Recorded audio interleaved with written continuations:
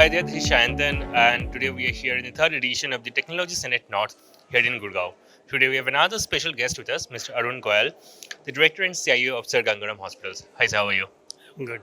How are you? Sir, I'm good, thanks. Sir, my first question to you would be in this emerging technological market, we have different trends going on. We have AI, IoT. In what space do you think, in what ways it is, impacting the medical industry, the life sciences industry? You want to talk about that? See, so far as the latest technologies are concerned, AI is going to be a game changer for the healthcare technology arena. AI is being used in the healthcare, particularly in the hospital, in a big way, be it a hospital operations or a clinical excellence. When I take the name of the hospital excellence, AI is helping us in the appointments. When patients are taking appointments and seeking doctors for a specific disease and specific departments, AI is helping out them to directing to the specific doctor for their disease and treatment. When they are coming to the hospital, bed allocation, admissions are helping. AI is helping into that also to improve the admissions, expediting the admissions. During the consultation, earlier we were using a clinical decision support system, which were helping clinicians to provide a better healthcare outcomes to the patient.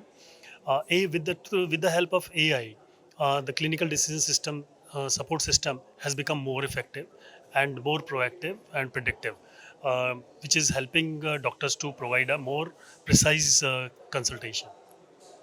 Then comes to the radiology, pathology, robotics. All these are the areas where we are using the artificial intelligence, and the hospital industry, clinical excellence is becoming more better and better using the artificial intelligence.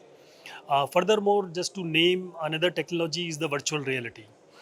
Using the VR or the AR, I would say AR, VR, we are using them into the operations. In the OTs, we create the virtual patient and put using the robotics, etc. We are using the same thing on the virtual patient and see the outcome of the surgery. This is making all the risk-free surgeries going forward. So these are the some examples where when latest or innovative technologies are being used into the healthcare arena. So healthcare is one sector, along with BFSA, which is the most prone to cyber attacks across the globe. So, in what ways do you think it is important to be resilient and be ahead all the time to be keep your infra, keep your operations threat proof? So see, to make sure that you are secured and your data is secured all the way and your environment is secured from the cyber attack, you need to strategize it into the very different way. And my particular strategy is to segmentize the security, wherein we keep the backups. I have adopted the strategy of keeping the backup, hourly backup, daily backup, weekly backup, monthly and annual backups, and we keep these backups off the shore, so that in case of the eventuality you have all your backups safe. uh, then you have a disaster recoveries. So disaster recoveries also, you have to have a offline disaster recovery and online disaster recovery, so that in case of technical flaws, you have a disaster recovery and your operations are not getting impacted. Your patients are getting discharged and admitted in time in the hospital, and there is no chaotic situation in case of failure or attacks. Then second is you need to apply endpoints, gateway, and data in transition encrypted. So these are the areas where you need to be sure that you are putting all the tools in place in all the gateways. You are keeping your DNS secured. You're watching your environment from the outside. Using There are many solutions available which keep on watch into your system. Where are any loopholes into your any of the ports? So there are alerts using SOC or other very many solutions and options are available for the security. So far as the archived data is concerned, so you need to make sure that your data in rest is also encrypted, so in case of any eventuality you can recover that data. In the hospital environment, many types of data which you need to store and refer for the treatment, past data for the treatment of the patient. be it radiology data, which we store in the PACS environment.